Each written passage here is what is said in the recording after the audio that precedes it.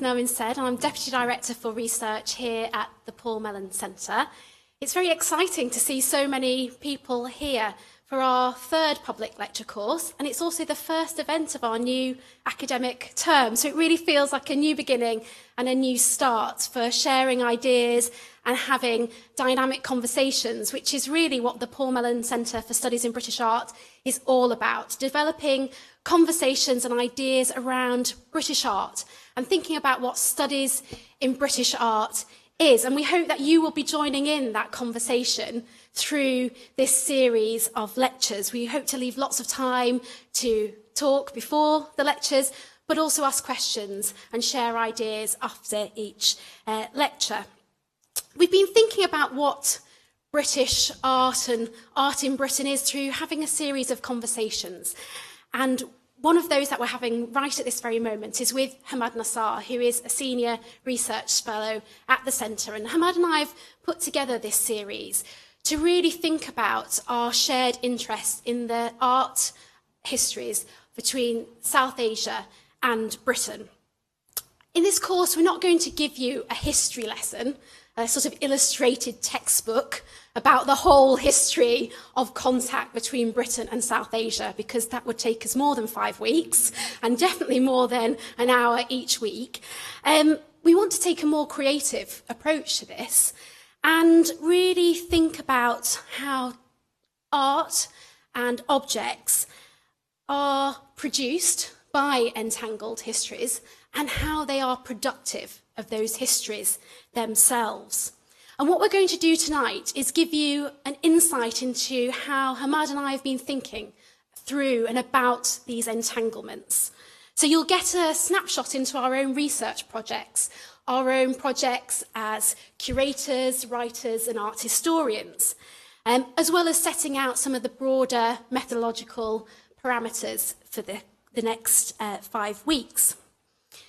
Let's start right away about thinking about art as entangled and entangled histories. This is the image that we use to illustrate and advertise the course. It's by an unknown artist, probably made in India. Its title in the Yale Centre for British Art catalogue is given as Yellow-Eyed Babbler. And I realised as I captioned this image that I hope that's not going to be a suggestion of how we're going to be talking today. It's on watercolour, on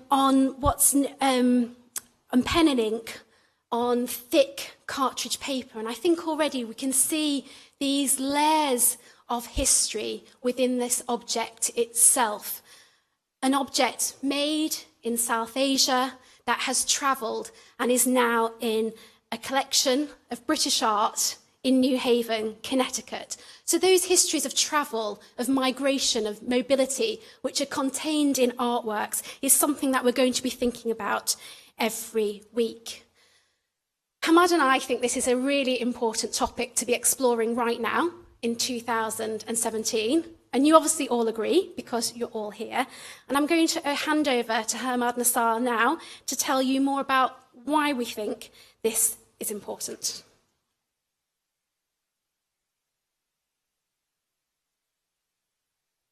Thank you, Sarah. Thank you all for coming. And in particular, thank you, Nermin, for organizing all of this. I am Hamad Nassar, as you probably already heard several times. I am the Senior Research Fellow here, and with Sarah, I'm co-leading a project called London Asia. I also have a research position at University of Arts London, and as an independent curator, my current exhibition is the National Pavilion of the UAE at the Venice Biennale. Prior to this, I was the head of research and programs at Asia Art Archive in Hong Kong, and previously, Anita Daud, who's here in the room somewhere, and I set up an organization called Green Cardamom, which was partly a reaction to what we saw as international in the London art world. And we felt like we had to intervene and bring an international that comes out of the Indian Ocean into a very Atlantic-centric London art world. Now, this is beginning to sound like a LinkedIn profile. And the purpose sort of why I was starting this way was to actually just underline that these entangled histories are not just a professional interest, but they're also a lived experience. And I'm sure this is not just for us, I'm sure this is for many people in the room, if not Britain overall. But as a curator and visual arts researcher, I have the privilege to think through art and with artists about these entanglements. These questions that sort of niggle like pebbles in a shoe. And when questions niggle, I think let's start with art. In Silent Empress, Sophie Ernst attached a sound tag to a public statue of Queen Victoria. Now, the sound was a monologue emanating from a megaphone that's sort of temporarily attached in front of Queen Victoria's face, and the extracts came from speeches of past prime ministers, Blair, Brown, Cameron, Churchill, Gladstone, and they gestured towards an apology for Britain's colonial past.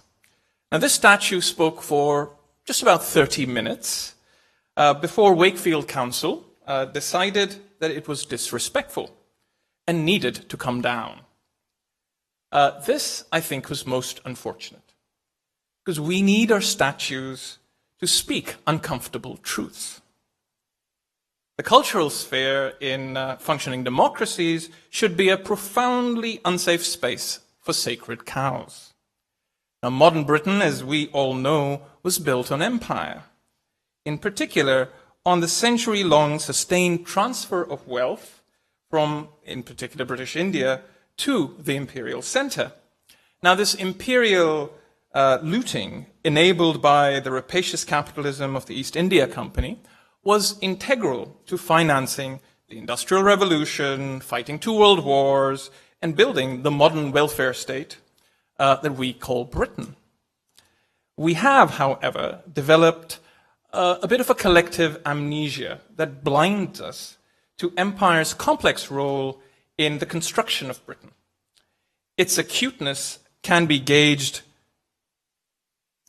from David Cameron and his sort of cabinet arriving in Beijing in 2010 wearing a poppy. Now, you don't need, masters in art history in China to think about poppies, the Opium Wars, a century of humiliation. What does this mean? We see it too in Michael Gove's attempts, when he was Secretary of Education, to inject a more triumphalist narrative around empire and history taught in our schools. Thankfully, the most egregious of Grove's proposals were thwarted by public furor. But we are no closer to recognizing the claim on Britain, economic, material, and moral, from the empire's greatest source of wealth, British India, now the nations of India, Pakistan, and Bangladesh. For those of you who are numbers-oriented, I was talking to somebody who teaches law here at SOAS. So this is a table extracted from an 1814 publication, an estimate of what we would now call GDP for the empire, where even in 1812, so this is about 40 years plus before the Crown took over, nearly a third of the empire's GDP came for territories controlled by the East India Company.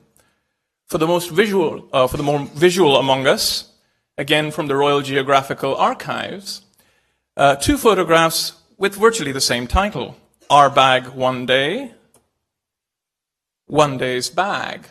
So who was catching the fish and who was consuming it? And what I'd like to propose is that we can be English and Scottish and Welsh or from Northern Ireland, but we cannot be British if we don't recognize our Indianness. Now, this India-shaped hole in the construction of a British identity fails to fully account for Britain that we call home, and sows doubt over who gets to call it so. So for people of South Asian origin in this country, these circumstances have created a sense of belonging that goes unrequited. This is an accusation, and in the actions of the disaffected and the disenfranchised in the rise of ethnic, racist, and sectarian rife, it is also a threat. One that Brexit and the divisions it is already bringing will only exacerbate. Acknowledging this hole in our historical composition, however, is also, I would argue, a possibility, an opportunity to let the world in and make sense of how to live in our divided nation. National histories are not national facts. The nation, as Benedict Anderson reminded us, is an imagined community, a cultural construct. And in the paucity of cultural narratives that directly engage our myths of origin, we have to acknowledge a failure of our collective imagination. Britain is a nation insufficiently imagined, a failure for which cultural leaders, especially of institutions with national, British, or Britain in their names, must share the blame with the politicians. This year of Article 50 and Brexit also marks 70 years of India's partition. And in this work by Tom Malloy, so this is a commercially available globe that he's painted over with white enamel, leaving only the man-made lines untouched. He sands them down, so the borderline then becomes this area purely defined by man-made lines. And it reminds us that partitions address ethno-nationalism by drawing these lines on maps and turning neighbors into strangers. But they're also productive spaces in the most literal sense. They create nations. Memories are reconfigured there, histories rewritten. And as Brexit resets our national conversation over who gets to call Britain home, let us remind ourselves that home and nation are cultural creations. And any meaningful articulation of Britishness, compelling enough to embrace our multiple allegiances, requires us to let our statues speak, recognize our Indianness, and learn to live with our partitioned selves. We're going to do a little bit of baton passing as this evening. Over to you, Sarah.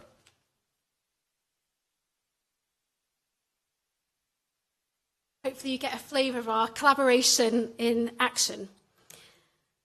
So I think in what we've already said, you will see that we're ranging across periods and chronologies and across objects as well. We want to think about photography, about sculpture, about architecture, about map making.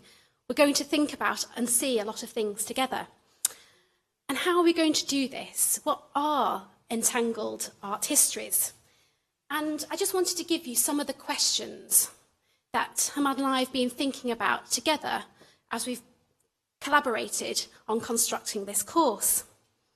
So our main question is, what are entangled histories? And how do we think about them in relationship to art and visual culture? What can art and artistic practice tell us about the relationships, historic and contemporary, between Britain and South Asia?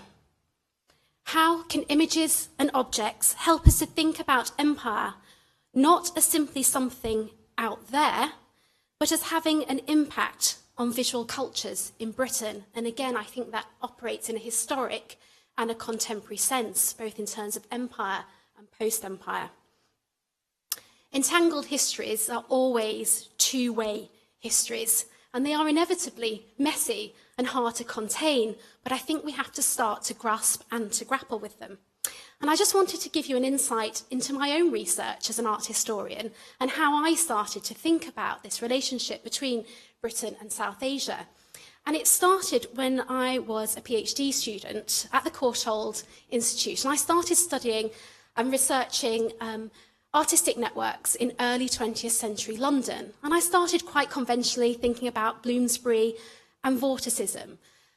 But through various artists that I became interested in, one of them being William Rothenstein, an artist from a Jewish family born in Bradford, I became aware of a society called the India Society, which Rothenstein helped found in 1911 in London. And this was basically a campaign for a better understanding of India's art and culture. One of the members was the writer Ian Forster.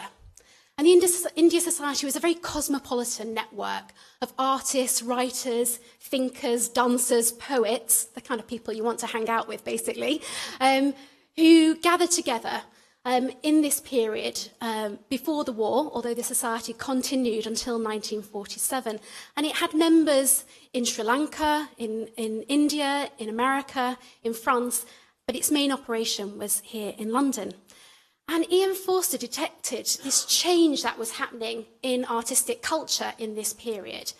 And I came across this quote that he wrote, or an article, The Indian Boom, in the Daily News and Leader. And I think that idea of an Indian boom is really interesting, something that can not only be seen but is felt, this impact that South Asia's culture was making on British artists at that moment.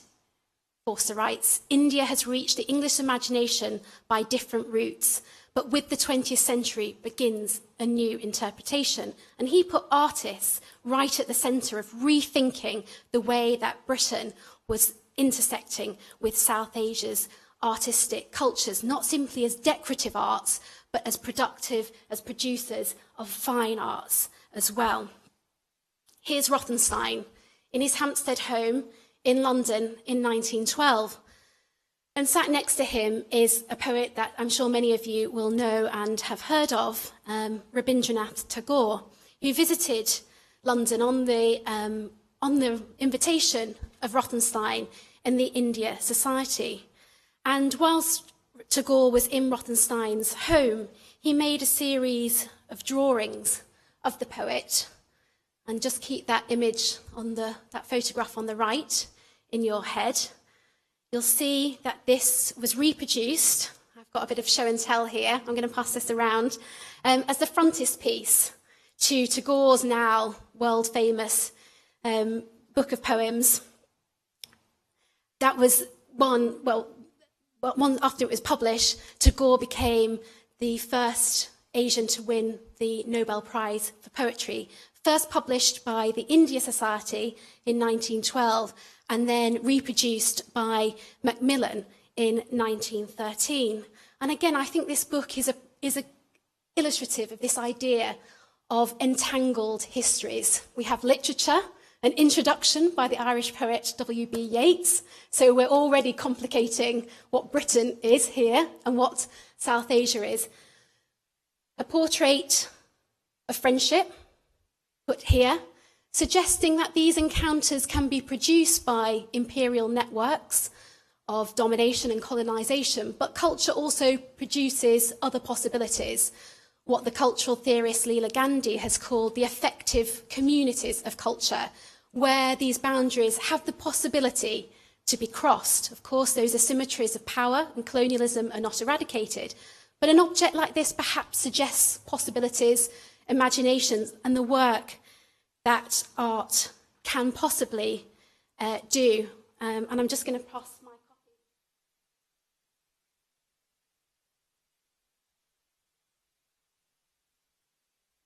copy. But again, I think, as Hamad was saying, these things for us are lived experiences. And for me as an art historian and researcher, I've been thinking about these things for 10 years now since I have finished my PhD, and I'm really thinking about how do I account for these connections between Britain and South Asia within the art histories of modernism and the early 20th century. So we're going to ask other people to join us across the 5 weeks to give their own expertise and their own insights onto and into these entangled histories. And I'm just going to hand back over to Hamad to take you through the next few weeks of the course and how we're conceiving of its structure.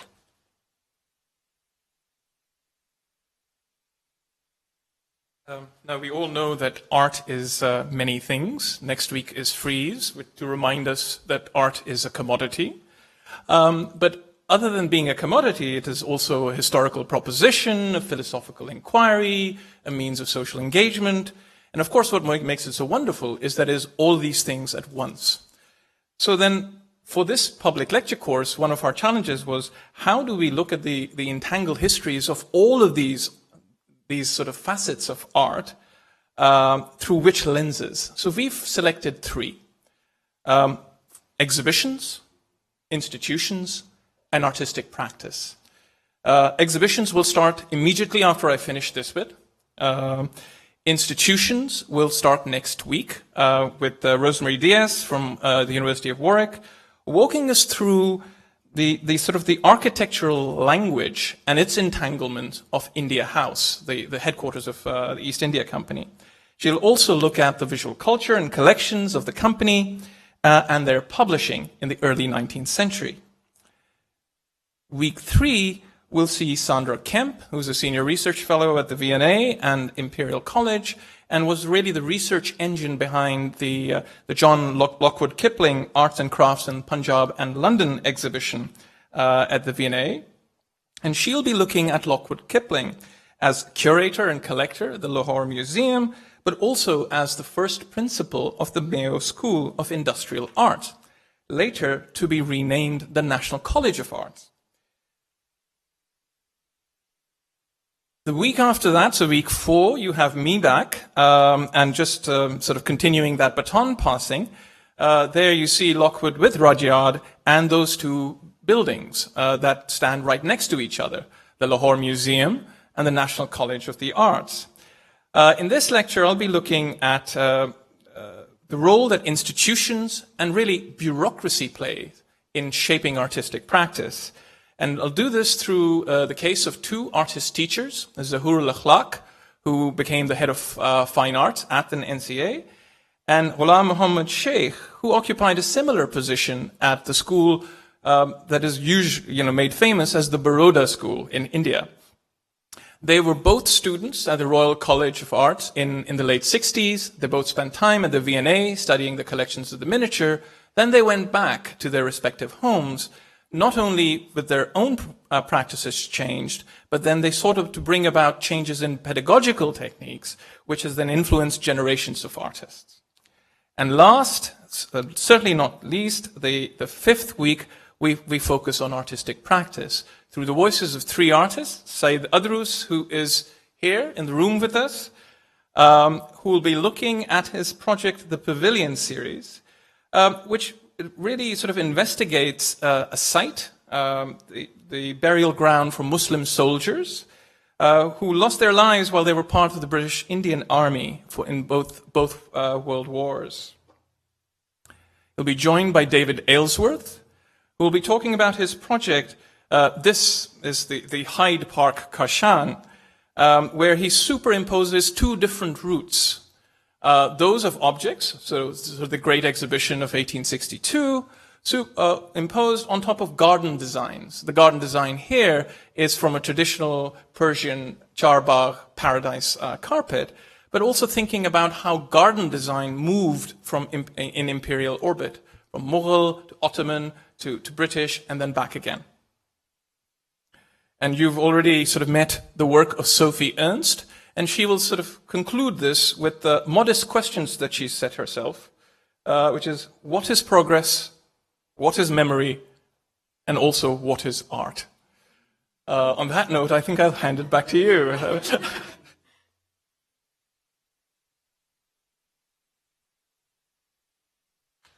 So, talking about scale and monumentality, we wanted to devote the second half of tonight's lecture to thinking about exhibitions as entangled histories. As Hamad said, exhibitions are one of our sites for thinking through this idea. And again, it relates to our personal history. I actually met Hamad at a conference organised by the Association for Art History at the University of East Anglia in 2015. And Mark Hallett, who's here as well this evening, who's the director of the Paul Mellon Centre, along with Martina Droth, Director of Research at the Yale Centre for Art, and I, had organised a panel. And the panel was called British Art Through Its Exhibition Histories. You can see a theme here. We like exhibitions and the way they make us think. And this was an open call for participation.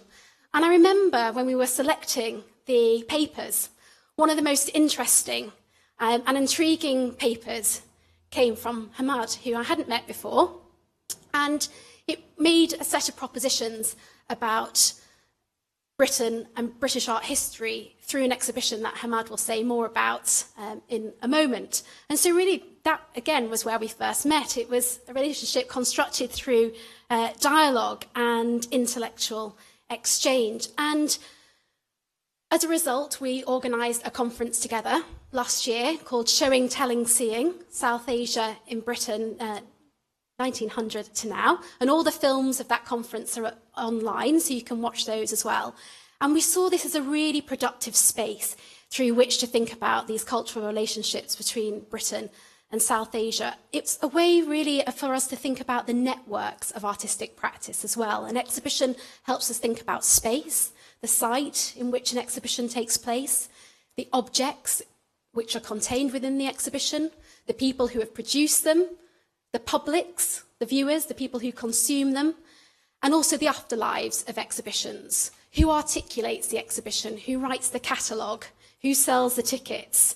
Who archives the exhibition? What happens to it when it closes? So this kind of multi-layering of exhibition histories allows us to think about so many possibilities in a cultural relationship. In thinking about the exhibition histories of South Asia and Britain, I think there is no avoiding the Great Exhibition of 1851. And I think although so much has been written about this exhibition, and I suggested an excellent text by Lara Kriegel on the reading list, and if you haven't read it before, don't worry, there's no homework in this course, there's no test. Well, I might do a little quiz in a minute, I quite like a quiz.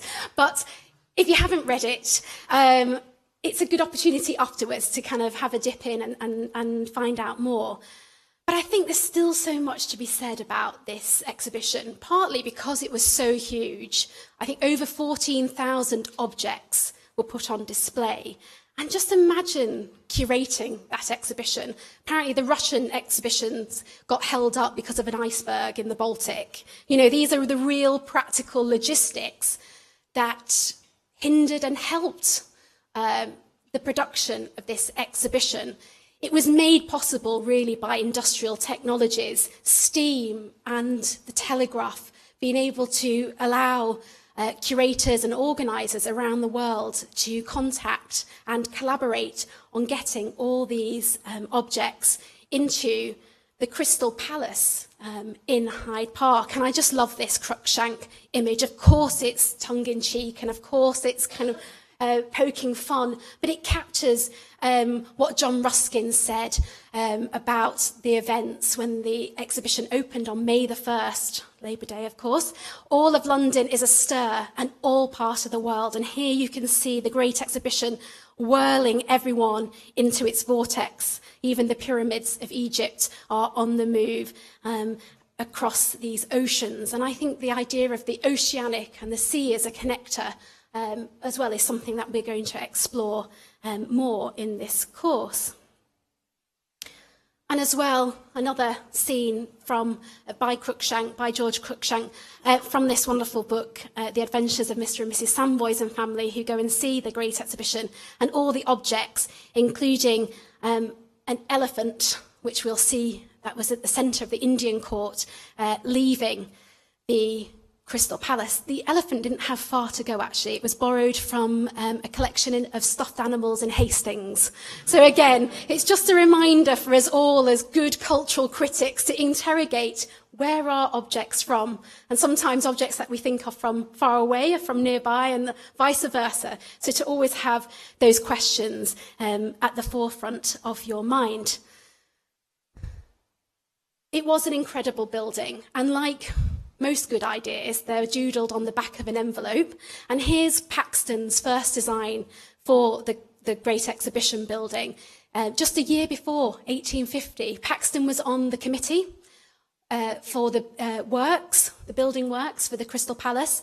And the committee received over 200 proposals. They decided that none of them were ever any good. So during the meeting, Paxton whipped a piece of blotting paper, doodled the building, And a year later, it was built, opened by Queen Victoria on the 1st of May on time. It was made possible because it was one of the first prefabricated buildings in the world. It was this pre-modular system, prefabricated in Birmingham, using the biggest plate glass sheets in the world at that time that slotted into this steel frame so it could be erected very, very quickly. I also read today, I shall share this fact, I don't know whether it's a little silly, but I'll share it. The first public toilet was available in the Crystal Palace. Again, showing these kind of ideas of invention, of industry and technology that was on display in London. I just love these. You know, when you're reading, you store up all these facts, don't you, that you come across. You can always learn new things about this building. So let's go inside, and here is the India Court. And most of the illustrations I'm going to show you come from a really interesting book, illustrated book, Dickinson's Comprehensive Pictures of the Great Exhibition, which were hand-tinted and varnished to really enhance the colour of these scenes. So these books became either souvenirs for people who had visited the exhibition, or for those who couldn't make it, they became sites of vicarious travel to see these courts full of the products of industry of all nations. Occupying several courts, the India section outstripped that of any other in size, in terms of its floor space, in terms of its number of objects, than any of the other 28 places reserved in the Great Exhibition. Not only was its size considerable, but it was also given the place of honour within the Crystal Palace, a central location just off the main transept by the Crystal Fountain, which was full of perfume, because you can imagine over 6 million people visited this building, a glass building, on a very hot summer in 1851. So this perfume fountain needed to kind of pump out good smells to counteract all that press of bodies. And again, Dickinson's pictures, which were these wonderful engravings, you can see here on the upper balcony, again, the press of bodies, people looking from above, from the sideways, gawping, gazing at things that they'd never seen before. And there you see that elephant with its howdah on. It was organised by the East India Company, who had a great stake in the political message of this display. It followed the annexation of the Punjab in 1849. And here we can see rule shifting in the Indian subcontinent from one of trade and sort of a mercantile culture under the East India Company to increasing military domination. And of course, later on in the 1850s, the Indian subcontinent would become the British Raj under British control. So you can really see objects playing a central role in these kind of narratives. I feel like it's time for a bit of audience participation here. This is such a wonderful image. Let's not let it go undiscussed. What kind of environment are we presented with here? What kind of image of India is on display at the Great Exhibition? Mark, start us off. Yeah, and what kind of message is there? Yeah, absolutely. I think magnificent textiles and tapestry. Anyone else?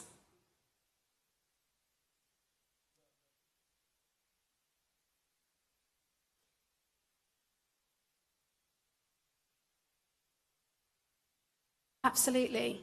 Yeah, so we've got a kind of environment of an imaginary India reconstructed here, haven't we, through the draperies, the folds, the luxurious golds, the colour that people were amazed by. Marvel was a word that came up, astonished, astounded.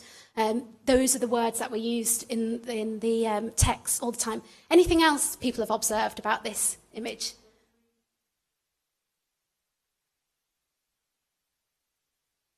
reminding us that this was an international exhibition, the first of many. There were about another 30 international exhibitions before the 20th century. And people travelled, often on diplomatic exchanges. People travelled the world to see these exhibitions. And here we perhaps have Indian visitors in the space itself. So we've got a complex space of negotiation and display.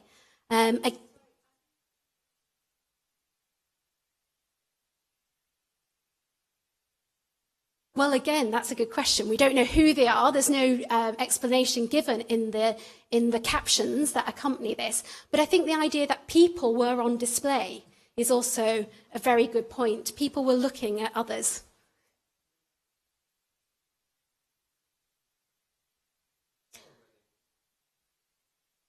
Both. So there was a huge... Yes, absolutely. It was a huge kind of campaign, really, to collect.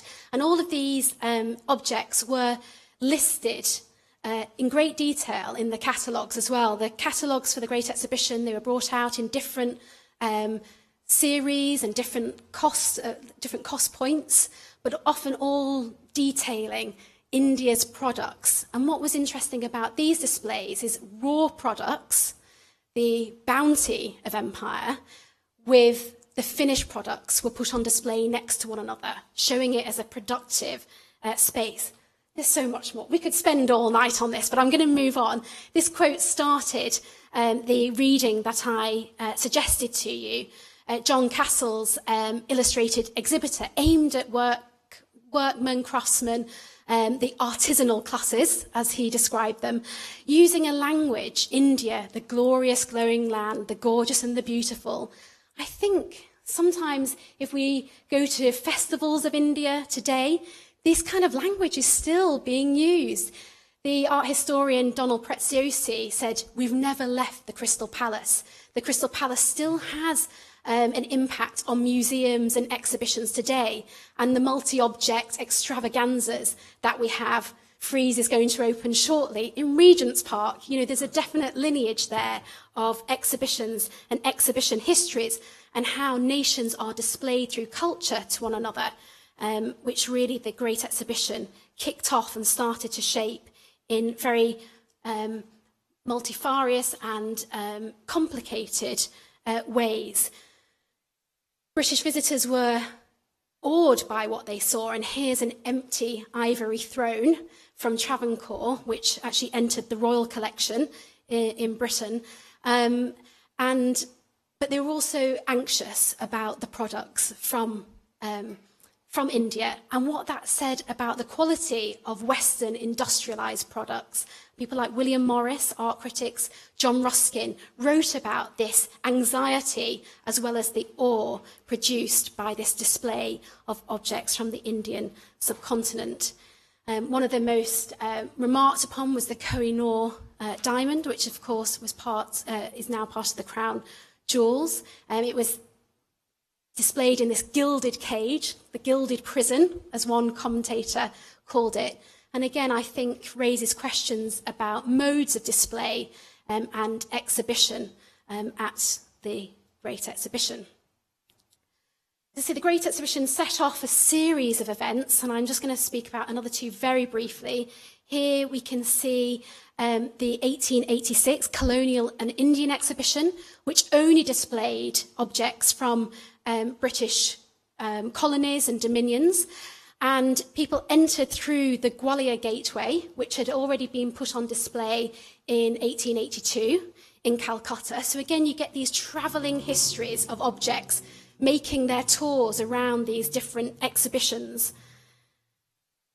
And another exhibition that I just wanted to speak very briefly about is an exhibition that I've been working on more recently, which was called the Festival of Empire, which opened in 1911, 60 years after the Great Exhibition.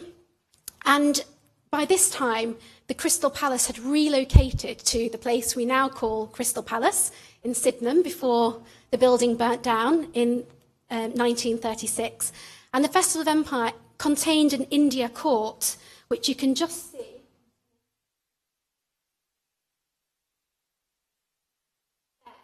And in the pavilion building was a display not unlike, much smaller in scale than the Great Exhibition, but had this kind of imperial extravaganza feel.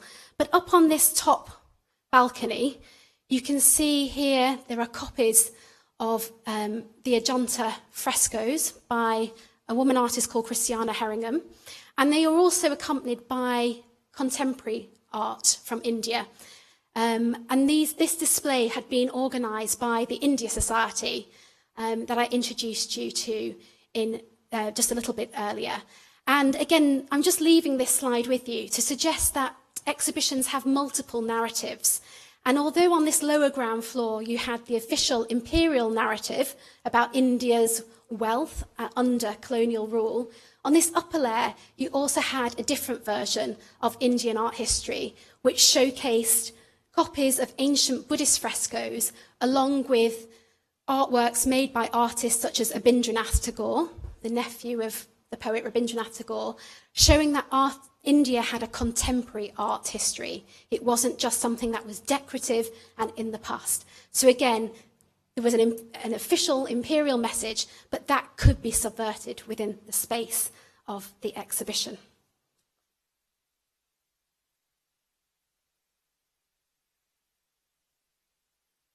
Right, so we're on the last leg. So from 1851 to 1911 to 1989. So the exhibition I'm going to talk about, and this is a truncated, and it will be very truncated because we do want to leave some time for a discussion at the end. But you can access the full paper on the archive, and you have the details in the reading list. So the other story, Afro-Asian artists in post-war Britain, was the single-minded effort of the artist, editor, and activist Rashida Ain.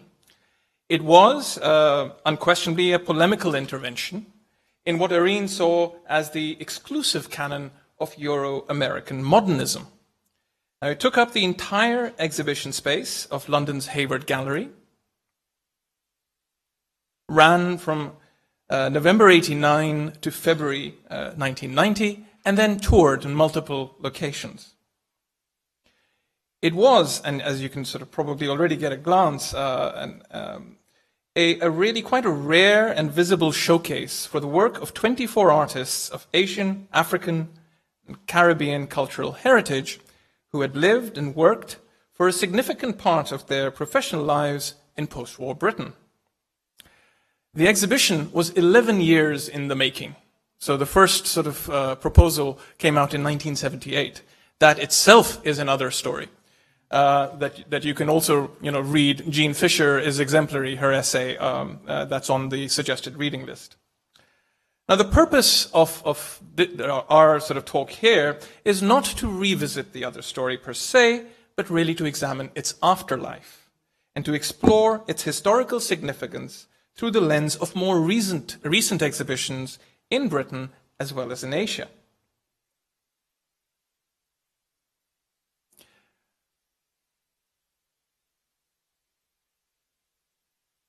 The first exhibition that we'll start with is Tate Britain's Migrations, Journeys into British Art, that took place in 2012.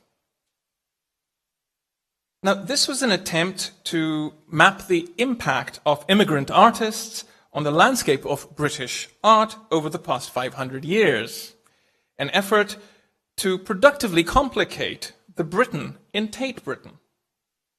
Now, as a public intervention in the emotionally charged and politically toxic debate on immigration raging in the UK, it was timely. It seems to be perpetually timely. But as an exhibition that sought a collective conversation on how Britain's visual culture was absorbed, like in the ways that Sarah was describing, and changed by its deep historical connections with its colonial territories, it was deeply flawed, in my view. You can read more about my view in the paper. I'm going to sort of move on to really focus on one particular gallery in this exhibition, one of 9. And if you sort of sharpen your focus to just that one, what you begin to see, and you might already be recognizing some of the works here, is that migrations can be read as a partial restaging of the other story. And in terms of timescale, an expansion of it. And I would argue an inadvertent restaging, compelled as if by a ghost to address questions that were left unanswered. Now there's a longer-term inquiry here into thinking about how and whether, when these artworks moved, so it took them 23 years to go from South Bank to Millbank. And so when that move took place, did the stories they took with them, did that change? And if those stories didn't change, then this was perhaps an unsuccessful intervention. And what happens when interventions are resisted? Does the spirit of the exhibition that cannot make peace with the place in which it is exhibited, does it begin a sequence of generational haunting of exhibitions to come? Was migrations one such haunting? And how does one bust this ghost? Now, Arain's own assessment of migrations was very unflattering. He didn't understand why his work was put in conversation with Avinash Chandra or Anwar Jalal Shamsa or Aubrey Williams. And in an interview, when I sort of pointed out to him that, well, surely he started these conversations himself in the other story, his point was, but the other story was a first step into integration, into a mainstream art history, and needed to be framed as such. To repeat that framing to Arain was a failure. It could be argued that the Migrations exhibition is an example of what the Taiwanese cultural critic Chen Kuan-seng has described as de-imperialization. The need for the work of cultural decolonization in former colonies to be mirrored by a process of de-imperialization in the former colonial centers, to critically examine imperial conduct, motives, desires, and consequences. Now, the subtitle for Migrations, if you remember, also poses a tantalizing question. Is migration into British art mirrored by an emigration out of other art histories? What does British art history, how does it intersect with that of India or Pakistan or Taiwan? And how are we to make sense of such entanglements? Now, in 2014, Arain had a bit of a bumper year. 2 big retrospective-like shows in Sharjah and Karachi, 2 multi-authored publications. And for this is for an artist who is London-based, is an artist, activist, writer, and trained initially as a civil engineer in Karachi, recognizing that his artistic vision would not find sustenance there, moved to London in 1964 in search of the modern who want to play a part in it. And working at the same time as people like Saul Levitt or Donald Judd, Arain's work was equally pioneering, but did not readily fit into the narratives of American minimalism. And what he couldn't find was institutional interest or critical interest, interested enough to build alternative ones around him.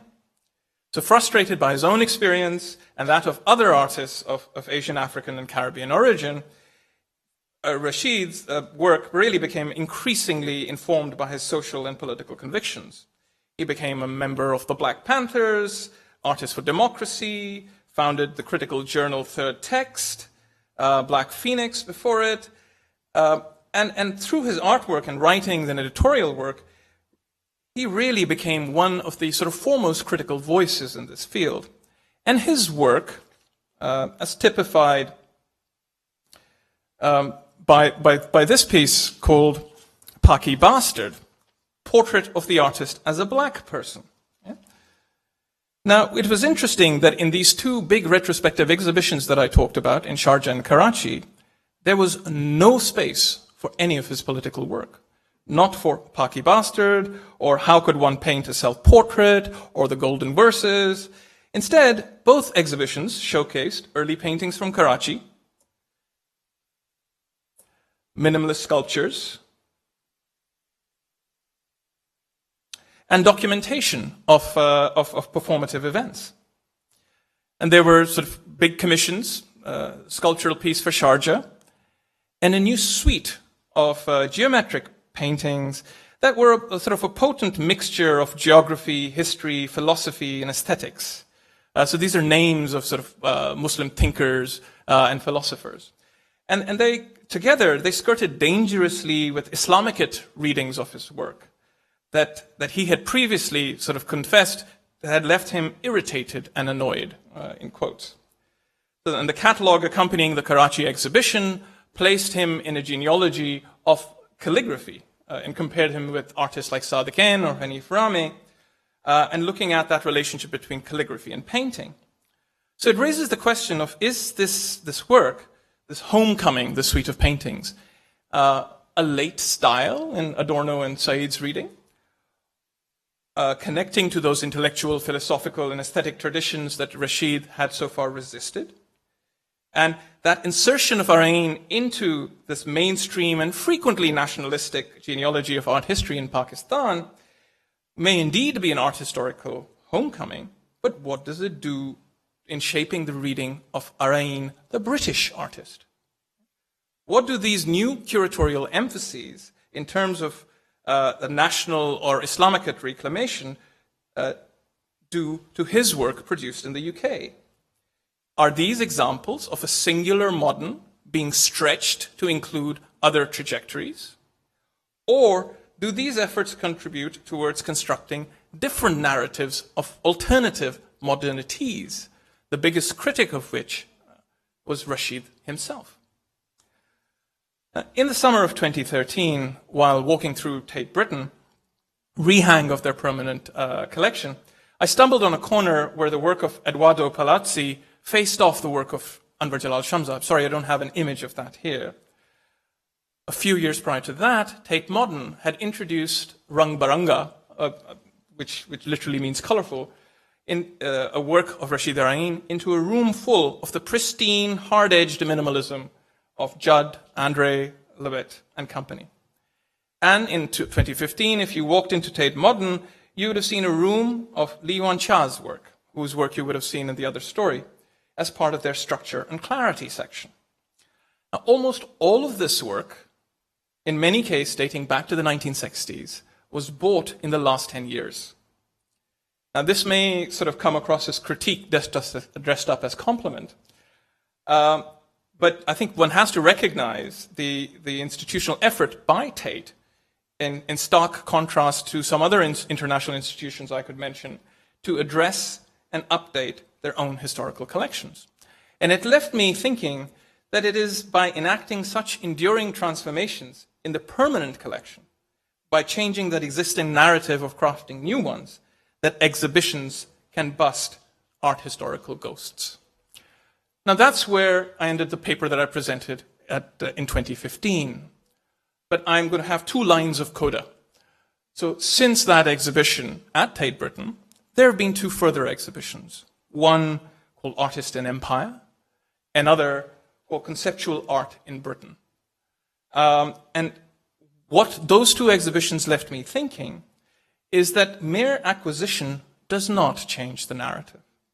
It simply allows for the possibility of such changes to take place. These objects still have to speak. And who they speak to is still, a point of struggle. And at that point, I think we bring this sort of prepared part of the lecture to a close and really open it up to you.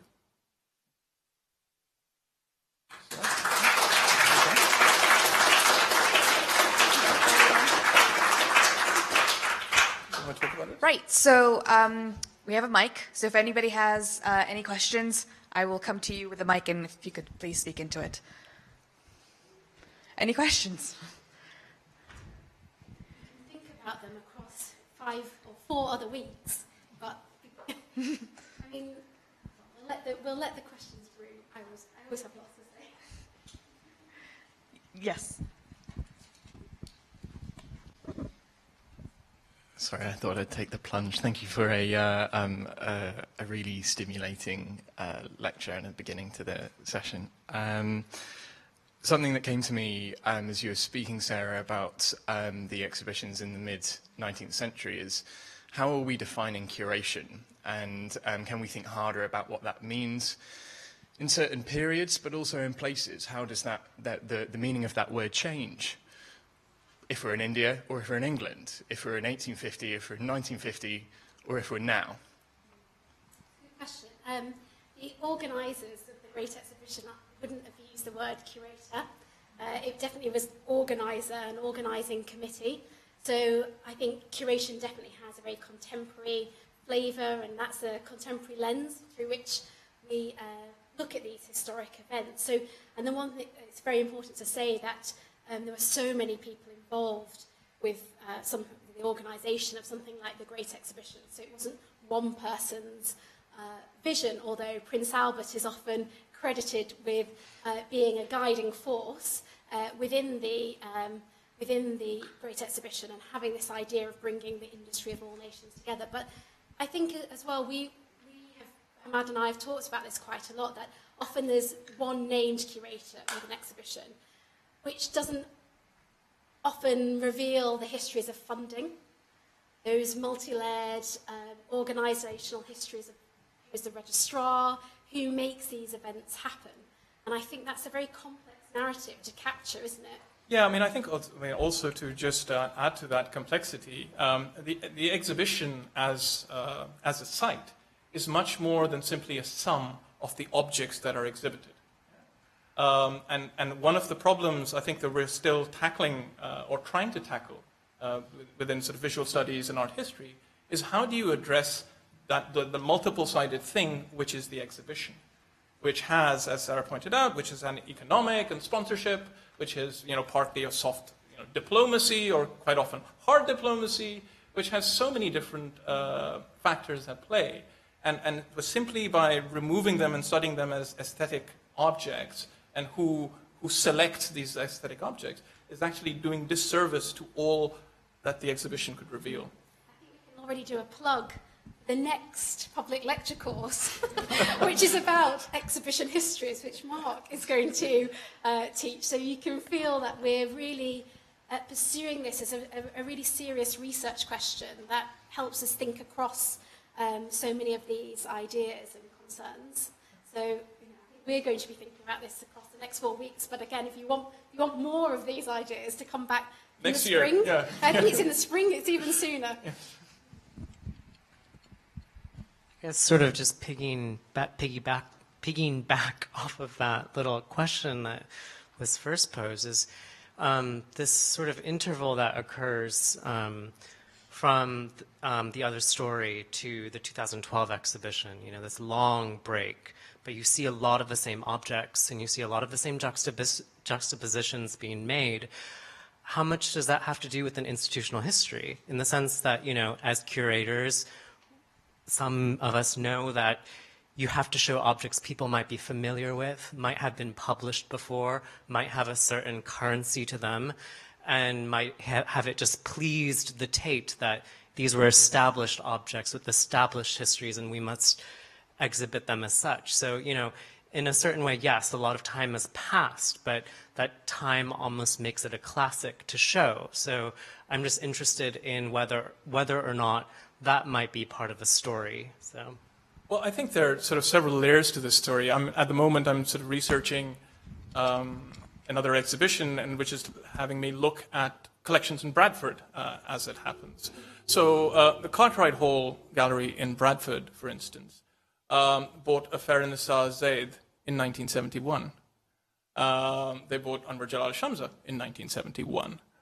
So about 40 years before the Tate bought theirs.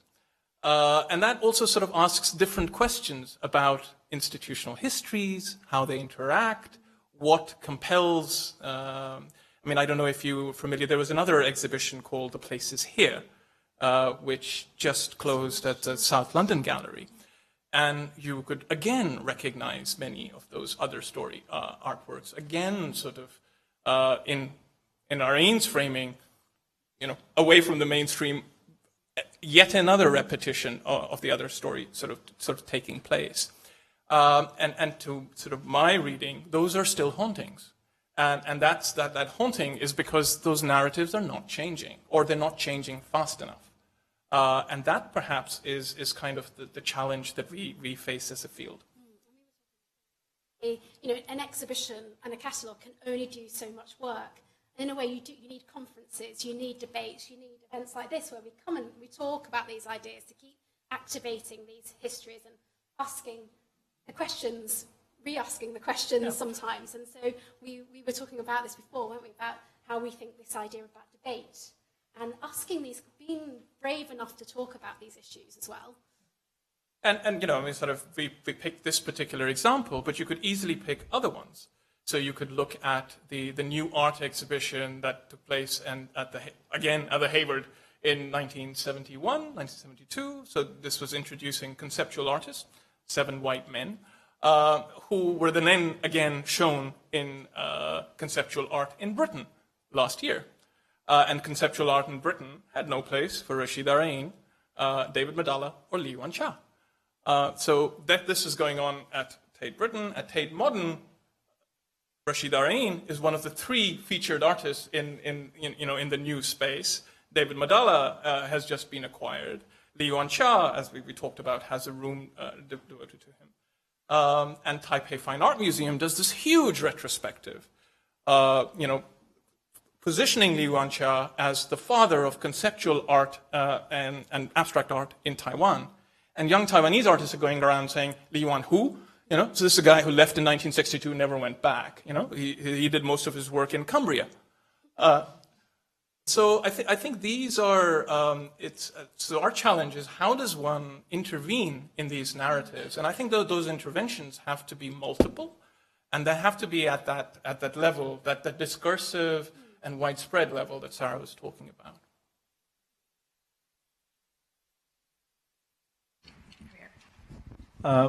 Conversations one is conversations that are taking place here, and one can see the sort of repetition that happens because there is a kind of a history to the conversations.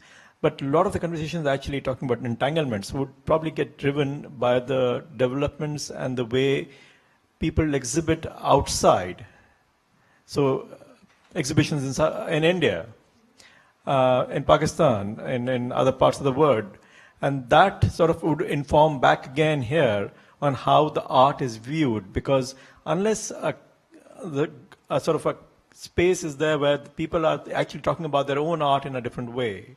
I mean, I know from Indian exhibitions, we go to, say, the museum in Bombay, which is a clone of VNA, kind of a very funny clone of VNA, which is there. Is sort of mixed, it still sort of resembles part of it. It could be, sections of great exhibition you will see popping up in some ways. And unless that is a conversation changing in other places, they would sort of inform the conversations that are taking place here as well. And that's important to have that two-way conversations going on all the time. I think you've just defined entanglements for us. Yeah. Hi, thanks. Great to see Hamad's photograph, the image of Rashid Arain's exhibition in Karachi. But it's interesting, I think, I might be right, but maybe you can correct me. Rashid Arain's show was at the Icon Gallery a few years ago. I don't know when, maybe some time ago. No, the Icon in London? No, some time ago. This is the AICON Icon, not the Birmingham one. Not the Birmingham, yeah. And as you eloquently mentioned, Rashid Arain's effort in putting together the other story. But it's really interesting. One thing, you get so many years before another exhibition takes place at Tate, Britain, the Empire, really weird kind of title for contemporary exhibition, of course historical as well. But Rashid Arain and people like him haven't had a one-person show at the Hayward or other prominent spaces apart from the Tate Modern, which they've actually kind of acquired as an acquisition, isn't it? Which was in the tanks, I think. So it's quite interesting that some of the artists who were in the other story hardly had any kind of one-person substantial retrospectives in London or whatever in British museums. So it's kind of interesting, and then this sort of catch-up with other titles of the exhibition. I thought it was quite interesting. So. The reality, the time lags, the afterlives of exhibition histories. I think, again, these are kind of ideas that fascinate us and why we keep returning to, again, these larger questions and views about practice and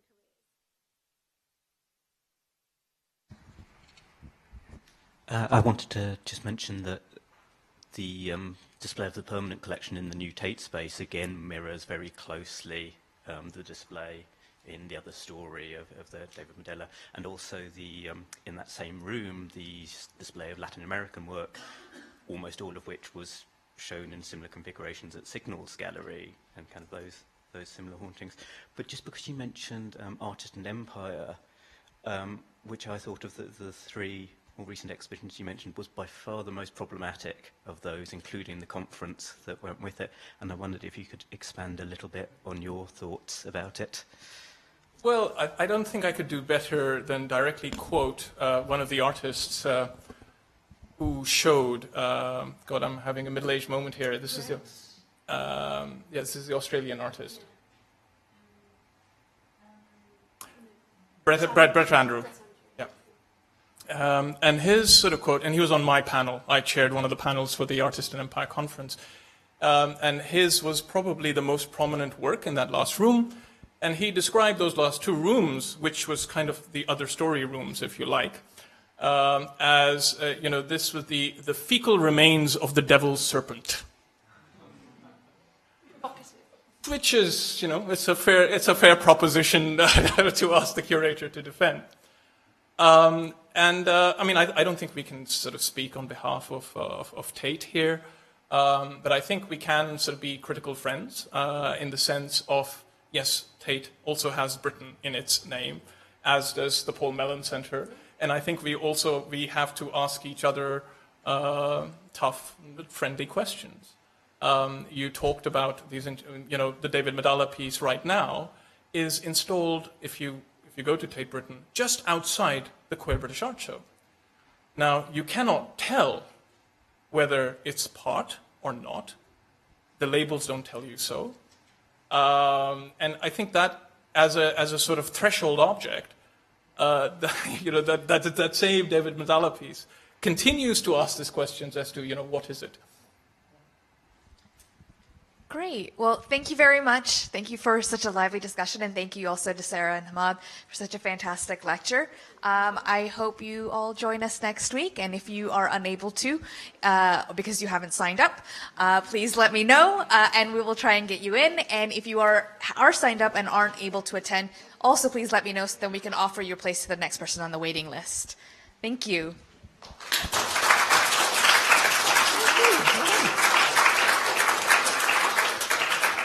I think that